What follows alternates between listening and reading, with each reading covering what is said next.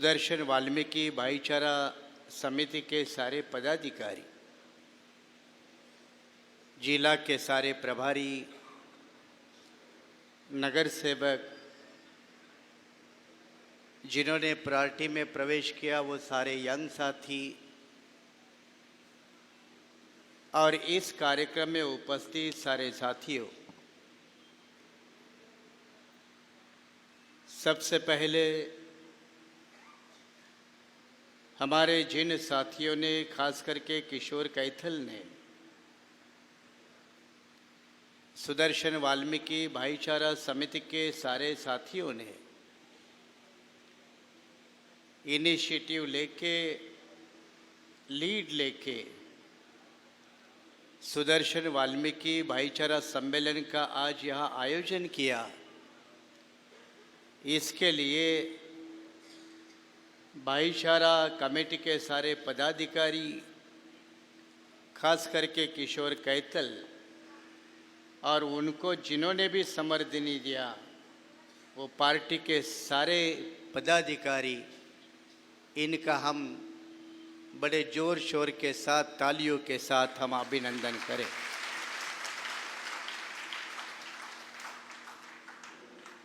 क्योंकि संगठन को खास समय पर मौके पर एक नया उभार देने की ज़रूरत होती है,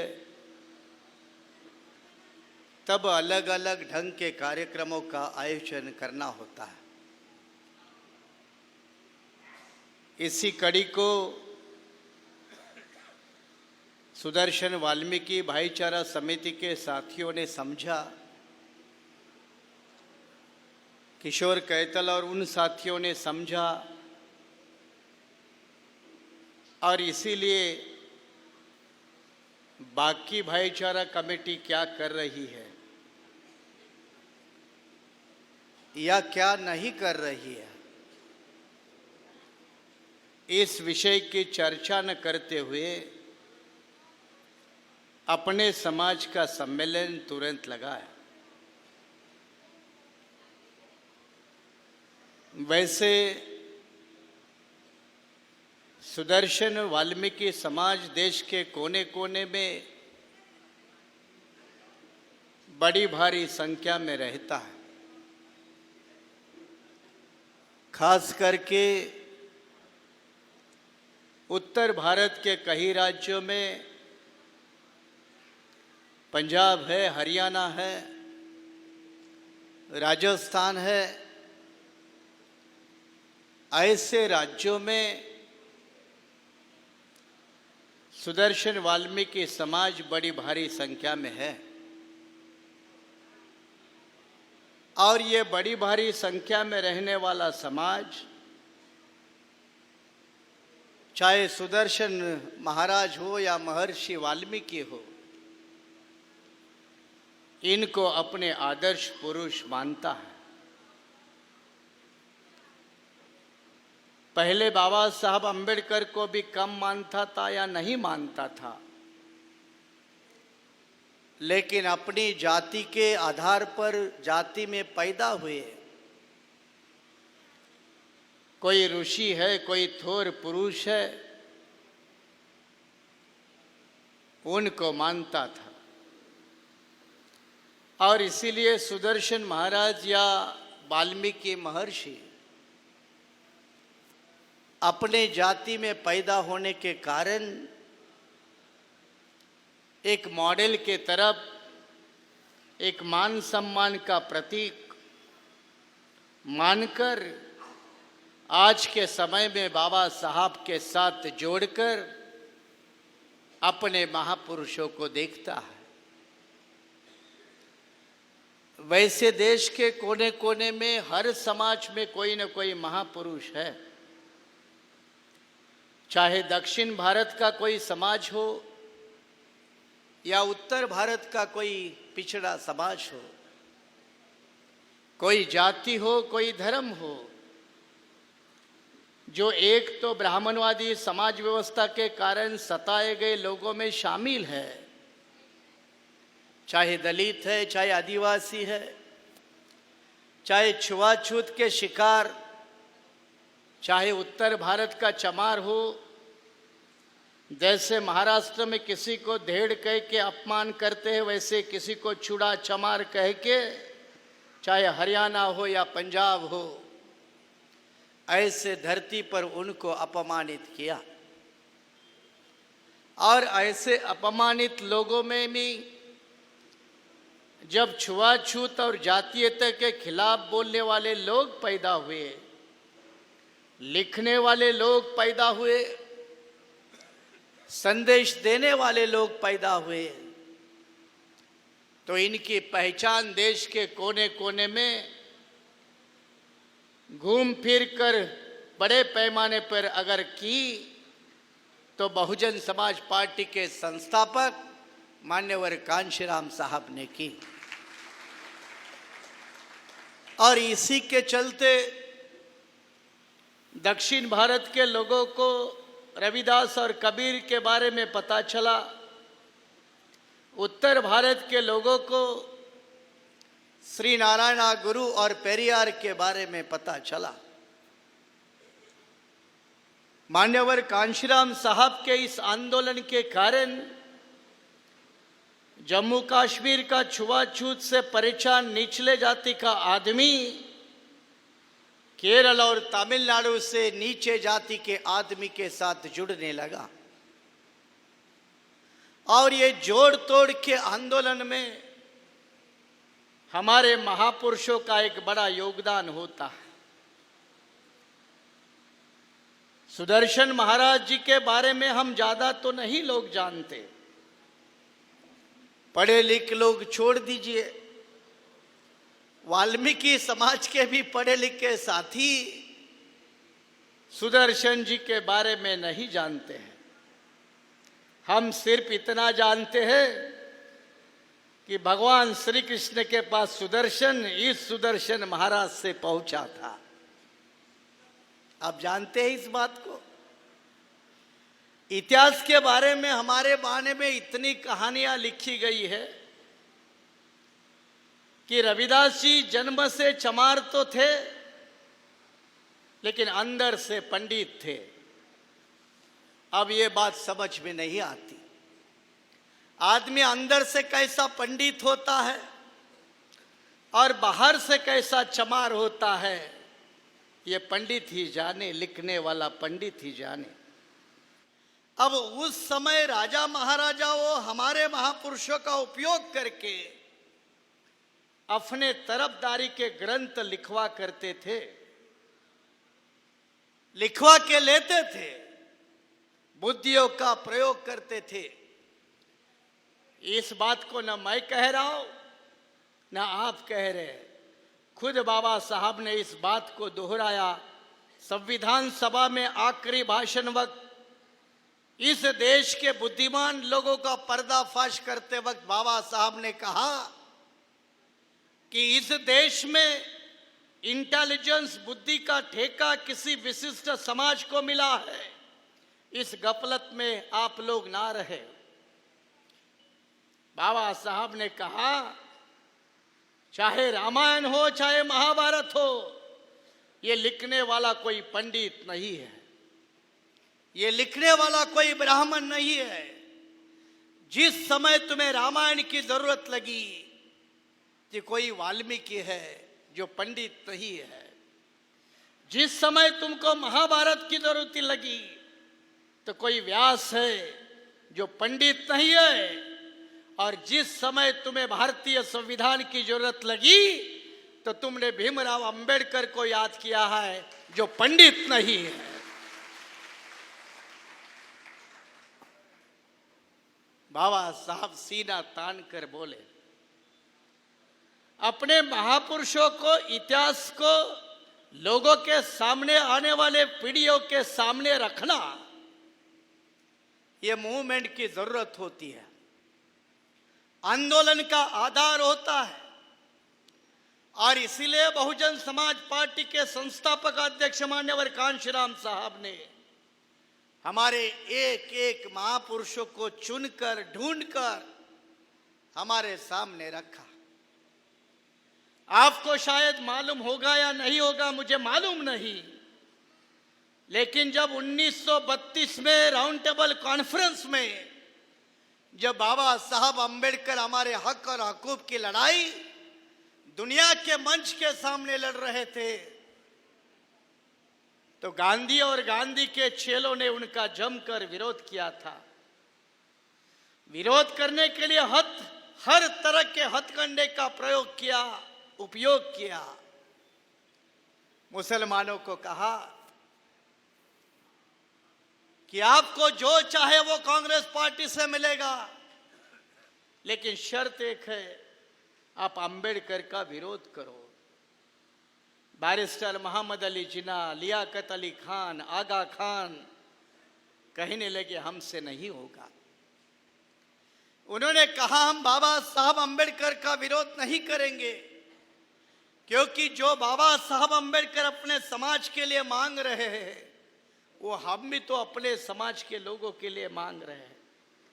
जो चीज हम अपने समाज के लोगों के लिए मांग रहे हैं उसी चीजों का अगर अंबेडकर अपने समाज के लिए मांग रहे हैं तो मैं उनका विरोध कैसा करूंगा?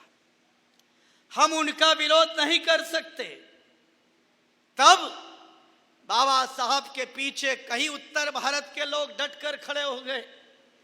महाराष्ट्र के लोग तो बड़ी भारी मात्रा में खड़े हो गए। गांधी जैसे आदमी को इस देश में पहली बार किसी ने काला निशान दिखाया तो मुंबई के चंद महारों ने बाबा साहब अंबेडकर को काला का झंडा दिखाकर अंबेडकर के विरोध का बदला लिया।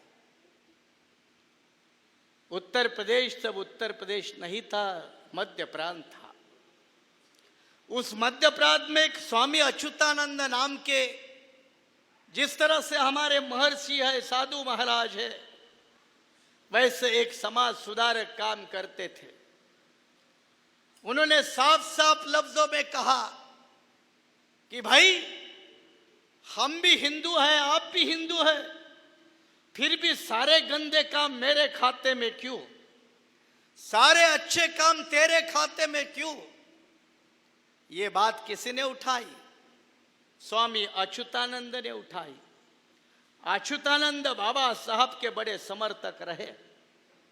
राउंड टेबल कॉन्फ्रेंस के समय बाबा साहब के कड़े समर्थक रहे, गांधी के बड़े विरोधक रहे। स्वामी अच्युतानंद ने सामाजिक डिस्कोर्स को एनालिसिस करते वक्त कहा, सभ्य सबसे प्राचीन थे, हिंदू के हकदार हम। क्या कहते थे वो? सभ्य सबसे प्राचीन थे, हिंदू के हकदार हम, बनाया गया शूद्र हमको, थे कभी सरदार हम कभी इस देश के हुक्मरान लोग, लड़ने वाले लोग थे, लेकिन जाति के लड़ाई में हम लोगों को हराया गया, छल और कपट के कारण हराया गया, धर्म और धर्म ग्रंथों का सहारा लेकर हराया गया और हमें शूद्र अतिशूद्र बनाया गया। वाल्मीकि समाज, सुदर्शन समाज इसी में आता है। वाल्मीकि समाज, सुदर्शन समाज इसी में आता है और इसीलिए पूरे समाज की गंदगी साफ करने का काम हमारे माथे पर कलंक के रूप में लिखा गया। इस देश के समाज व्यवस्था के ठेकेदारों ने, ब्राह्मणवाद के ठेकेदारों ने धर्म और धर्म ग्रंथों के सहारे गलत काम हमारे माथे पर ठोक दिए। इस व्यवस्था के खिलाफ महापुरुष तो लड़े। सुदर्शन महाराज भी जाति के खिलाफ बात तो करते थे, लड़ नहीं पाए। एक दिन बामसेब के साथियों के साथ कांशीराम जी हंसी मजाक में बैठे और कोई काम नहीं था, बोले शाम को चलो गंगा के किनारे में जाके बैठते। अब कांशीराम जी जाके गंगा के किनारे में बैठना बात अजीब लगती है, लेकिन बैठना जरूरी होता है। गंगा कोई पंडों का इलाका तो नहीं, हमारे रविदास का भी इलाका है, हम क्यों छोड़े भाई, हम भी जाके बैठ सकते हैं। जाके बैठे। वैसे कांशीराम जी दिखने में पंडित से किसी से कम नहीं थे। गए गंगा के किनारे, बोले तंबू ठोक दो। अब गंगा के किनारे तंबू ठोक कर हम लोग क्या करेंगे? बोले तंबू ठोक दो। वैसे उस समय के वर्कर डिसिप्लिन थे, ज्यादा आर्ग्यू नहीं करते थे, उन्होंने तंबू ठोक दिया। आजकल के ज्यादा आर्ग्यू करते हैं, पूछेंगे 100 बार तंबू ठोक के क्या करेंगे। उन्होंने तंबू ठोक दिया। अब तंबू तो बनाया, बोले बैठना क्या, करना क्या? बोले बैठ जाओ अंदर। अंदर बैठने के बाद बोला अंदर बैठ के हम क्या करेंगे? बोले तंबू के ऊपर बाहर बोर्ड लगा दो। बोर्ड ये लगा दो कि जिसको अगले जन्म की फिक्र है वो बाजू वाले तंबू में जाए, जिसको इस जन्म की फिक्र है वो मेरे तंबू में आ जाए। बात सिंपल है, बात सादी है। चाहे हमारा सुदर्शन वाल्मीकि समाज हो, चमार हो, लोध हो, दूसरे इतर समाज के लोग हो, जो अभी भी ब्राह्मणवाद के चक्कर से छूटे नहीं, भाग्य और भगवान का सहारा लेकर बहुत जीने की कोशिश करते हैं। भाई, और भाग्य और भगवान का सहारा लेकर ही जीना है तो हजारों सालों के कारण हमारे पीछे गुलामी क्यों है? हजारों सालों से भगवान को शर्म नहीं आती? मेरे हाथ में हजारों सालों से झाड़ू पड़ा है, दुनिया की गंदगी साफ करने का काम मुझे दिया है। मेरे माँ बाप को गांव और तालाब का पीने का पानी अधिकार नहीं दिया। उस भगवान को मेरी शर्म नहीं आती? उसको बुरा नहीं लगता? लेकिन अपने लोग अभी भी भाग्य और भगवान के पीछे दौड़ते हैं। बाबा साहब ने कहा शिक्षा के पीछे दौड़ो, लेकिन शिक्षा के पीछे कम दौड़ते हैं, भाग्य और भगवान के पीछे ज्यादा दौड़ते हैं। अभी भी इस मराठवाड़ा विदर्भ से अब बरसात का पीरियड है, खेती का समय है, सारे लोग जाते हैं। कहा? बोले पंढरपुर जाके आते हैं। अब पंढरपुर में चौका मेला तो बार बार जिंदगी भर गया, बाहर ही मर गया, लेकिन अंदर कभी नहीं गया। बाहर मर गया, समाधि उसकी बाहर बनी। कहा मरते वक्त भी उसका शरीर का हर कण भगवान का नाम विट्ठल विट्ठल कर रहा था। अंदर तो कभी जिंदगी में नहीं लिया, अंदर कभी जिंदगी में नहीं लिया। क्या महर्षि और वाल्मीकि समाज के साथ ये धोखा अभी भी उत्तर भारत में नहीं होता? होता है। क्या हरियाणा में वाल्मीकि समाज के दलित बेटियों की बहुइज्जत की क्या इज्जत आज भी उसके ऊपर हरियाणा के जाट लोग, उत्तर भारत के जाट लोग अन्याय अत्याचार नहीं करते? क्या जाट लोग हमें अपने गांव में मान सम्मान के साथ जीने का मौका देते हैं? आज भी दिल्ली के शहर में जंतर मंतर पर आज हमारे हरियाणा के कई लोग, वाल्मीकि समाज के लोग, पिछले 6 महीने से अपने अन्याय अत्याचार के खिलाफ गुहार लगाने के लिए अनशन पर बैठे हैं। क्यों भाई? आजादी के बाद 65-70 के बाद भी ये क्यों भुगतना पड़ता है? इसलिए भुगतना पड़ता है क्योंकि हमने अपने आप को कांग्रेस पार्टी के गुलाम समझा रखा है। पहले हम ब्राह्मणवादी व्यवस्था के गुलाम हैं, अब ब्राह्मणवादी पार्टियों के गुलाम हैं। उनके हम राजनीतिक गुलाम बनकर जीने की कोशिश कर रहे हैं।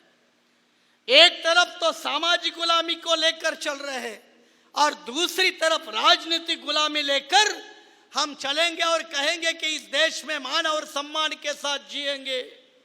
भाई पॉसिबल नहीं है, नामुमकिन है, डिफिकल्ट है। आपको दोनों छोड़ने के लिए बाबा साहब और बाबा साहब के विचारों के आधार पर चलने वाली राजनीति यही का स्वीकार करना पड़ेगा, यही का स्वीकार करना पड़ेगा।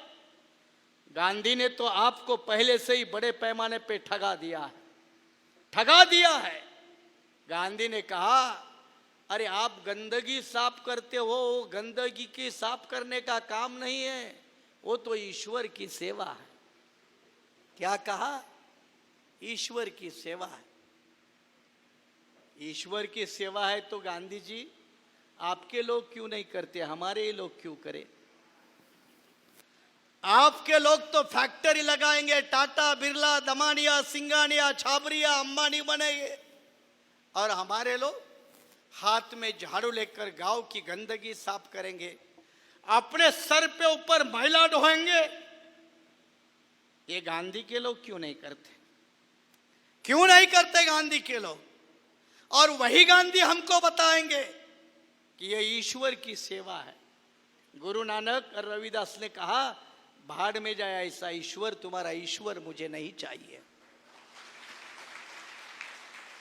कबीर, गुरु नानक और रविदास ने कहा, भाड़ में जाए ऐसा ईश्वर हमें नहीं चाहिए।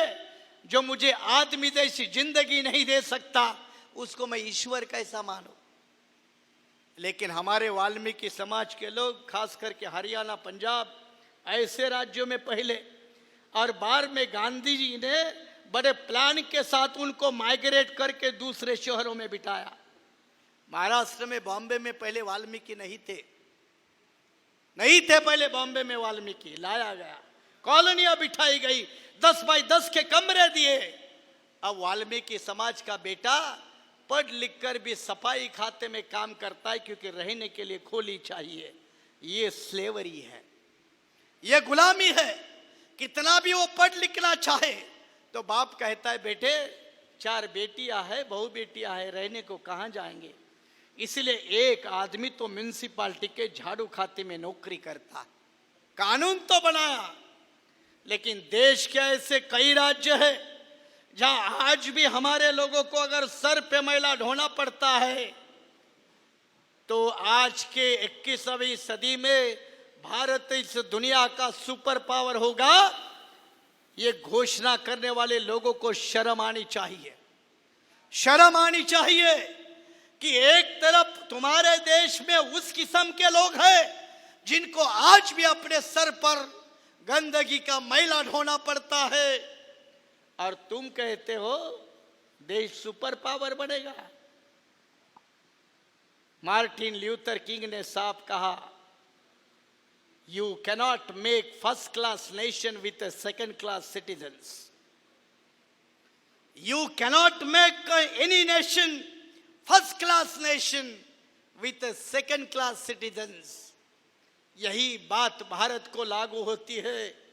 अगर भारत को फर्स्ट क्लास नेशन बनाना है तो लोगों को भी फर्स्ट क्लास बनाना पड़ेगा, सेकंड क्लास में रखकर, थर्ड क्लास में रखकर। चंद लोग, समूचे लोग, कैलिफोर्निया में जाके बैठे हुए लोग, दुनिया में कंप्यूटर करने वाले लोग, सुपरसोनिक एज में जीने वाले लोग, जिनकी आबादी 10% से ज्यादा नहीं है, उन लोगों के सहारे कोई कहेगा कि इंडिया सुपर पावर बनेगा, तो गलत कर रहे हो, गलत फहमी में हो। और इसीलिए चाहे छुआछूत हो, जातीयता हो, या सुदर्शन वाल्मीकि समाज का पीढ़ीदार धंधा जो गंदगी उठाने का या साफ करने का हो, ऐसी समाज विघातक प्रथाएं चालू रखकर हम अपने समाज को या अपने देश को एक विकसित या डेवलपमेंटल देश या समाज करके हम कहेंगे तो ये ठीक नहीं होगा। वाल्मीकि सुदर्शन समाज में आज तक बच्चे पढ़ निकले लगे। जब हमारे बच्चे पढ़ने लिखने लगे तो सरकार की नौकरियां कम होने लगी। पहले नौकरियां बहुत होती थी, जब हमारे बच्चे पढ़ते नहीं थे तब नौकरियां थी। अब हमारे बच्चे पढ़ने लगे, नौकरियां खत्म हो गई। क्यों भाई, क्यों नौकरियां खत्म हो गई? अब हमारे बच्चों के लिए सरकारी नौकरी नहीं है, प्राइवेट सेक्टर में चले जाओ। प्राइवेट सेक्टर में हमारे बच्चों को कौन खड़ा करता है? प्राइवेट सेक्टर में इंडस्ट्रियलिस्ट कौन है हमारा? टाटा बिरला कोई मेरा चाचा, मामा, भतीजा तो नहीं जो मुझे खड़ा करेगा। कितने वाल्मीकि है इंडस्ट्रियलिस्ट? कारपोरेट सेक्टर में कितने हैं? 5 करोड़ के लागत से ऊपर ज्यादा उत्पादन करने वाला कितने फैक्ट्री ओनर वाल्मीकि समाज में है? कहां जाएंगे, कहां जाएंगे?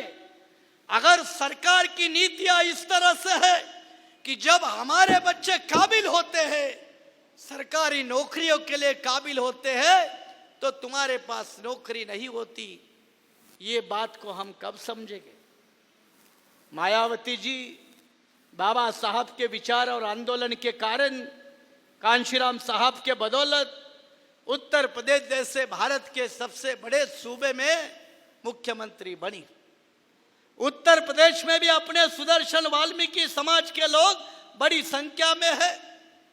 अपने पीढ़ीजात धंधे के साथ आज भी है। कहीं नौकरियां खाली पड़ी थी, जगह नहीं थी, उस वक्त 3 लाख सुदर्शन वाल्मीकि समाज को बच्चों को नौकरी देने का काम बहन कुमारी मायावती ने किया, जो किसी भी चीफ मिनिस्टर को, किसी भी प्रदेश के मुख्यमंत्री को नहीं करने को आया। सत्ता हाथ में होती है तो इस तरह के नतीजे सामने आते हैं। नागपुर में भी वाल्मीकि सुदर्शन समाज की आबादी अच्छी है, बड़े पैमाने पे है। महाराष्ट्र के विधानसभा चुनाव सर पे है, और जब जब चुनाव आता है तो मुझे बाबा साहब की एक बात हमेशा याद आती है। क्या है वो बाबा साहब की बात? बाबा साहब की बात ये है कि बाबा साहब शुरू से ही अपने समाज के लोगों को वोट का अधिकार देना चाहते थे। 1919 में बाबा साहब ने अपने लोगों को वोट के अधिकार की बात पहली बार की। 1919 तब बाबा साहब का कोई संगठन नहीं था। बाबा साहब का बहिष्कृत हितकारिणी सभा ये 1924 में बनी। बाबा साहब का कोई संगठन नहीं था 1919 में, लेकिन उस समय बाबा साहब मुंबई में सिडनहम कॉलेज में पॉलिटिकल इकोनॉमिक के प्रोफेसर थे, पढ़े लिखे थे, प्रोफेसर थे। अछूत समाज का ये पहला प्रोफेसर साउथ ब्यूरो कमीशन के सामने जाके खड़ा होता है और साउथ ब्यूरो कमीशन को बताता है कि मेरे समाज को अगर सबसे बड़ा कोई वोट का अधिकार चाहिए तो वो वोट का अधिकार है, वो मेरे लोगों को मिलना चाहिए। 1919 की बात है। राउंड टेबल 1932 की है। नागपुर में वैसे बहुत से पढ़े लिखे लोग हैं, अध्ययन मंडल बहुत है।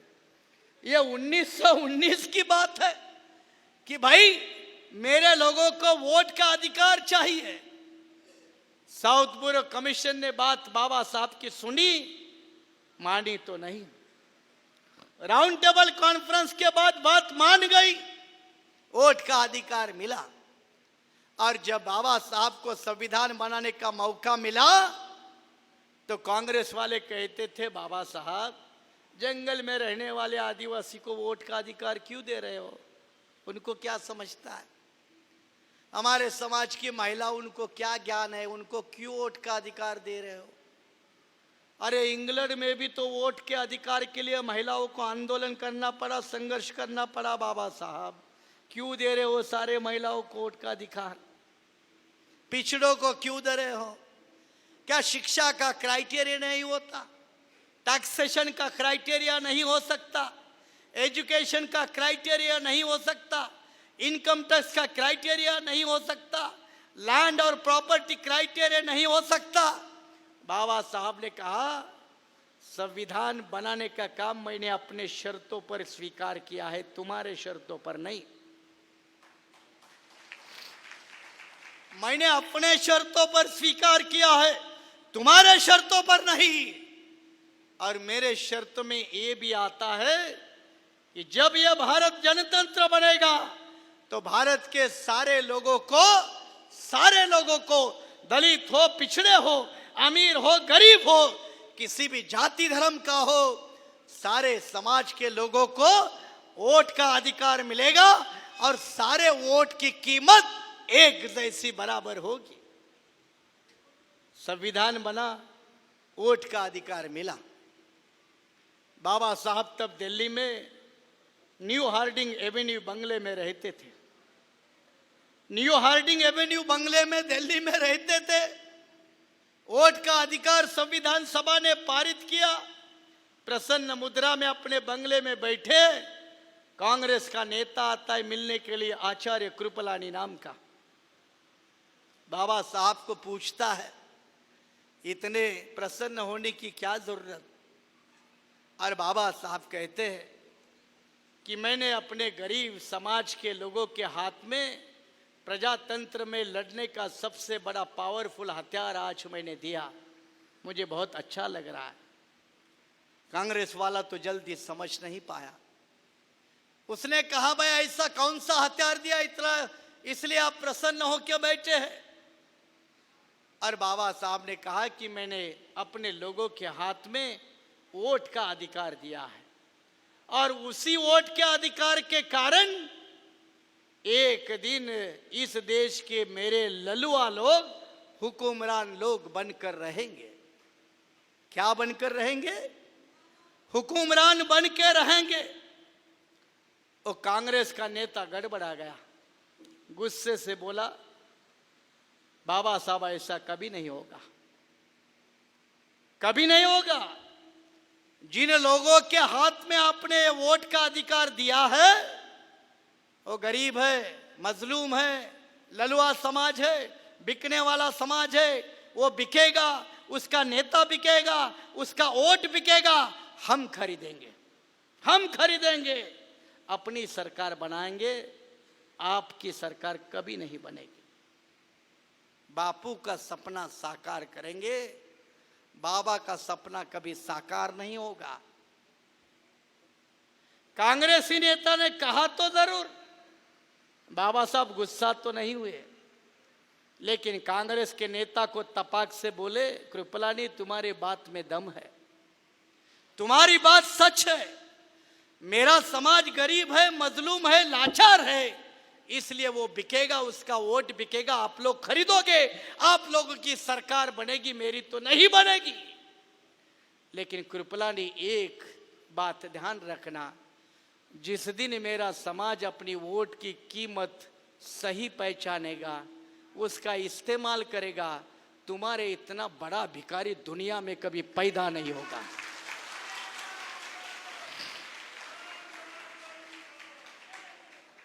तुम्हारे इतना बड़ा भिखारी दुनिया में कभी पैदा नहीं होगा। चुनाव के समय हर बड़ी पार्टी का नेता भिखारी बनकर हमारे बूढ़े माँ बाप के पैर छूता है, बाबा साहब के कारण। मराठा आरक्षण ले लो, मुसलमानों ले लो, कहने को क्या है, लटका पड़ा है कोर्ट में, आएगा नहीं चुनाव के पहले। झूठे वादे करने में इनका कोई सानी नहीं, मुकाबला नहीं, वो आपके साथ भी करेंगे। नागपुर में सुदर्शन वाल्मीकि भाइयों के साथ करेंगे, दलितों के साथ, पिछड़े बाकी समाज के साथ करोगे। अब देखो, यही मौका होता है हिसाब किताब करने का, यही मौका होता है। और इसलिए एक बार हम मौका गवाते हैं तो 5 साल पछताते हैं। अब ये समय हिसाब किताब करने का है। अगर हिसाब किताब सही नहीं किया तो फिर 5 साल रोते रहने का काम हम खुद अपना इंतजाम करते हैं। और इसीलिए आने वाले दिनों में ये आपके पास पहुंचेंगे। हो सकता है उत्तर नागपुर से किसी को खड़ा भी करेंगे। दुश्मन का प्लान समझकर अभी से अपना इंतजाम करके आगे अपना काम मुश्किल नहीं होगा, इसका इंतजाम करो। यही तो वक्त का तकाजा है, यही समय की जरूरत है, यही वक्त की पुकार है। वरना महर्षि वाल्मीकि और सुदर्शन महाराज अपने समय में तो अपना काम करके गए, हमारे समय में तो काम हमें करना होगा।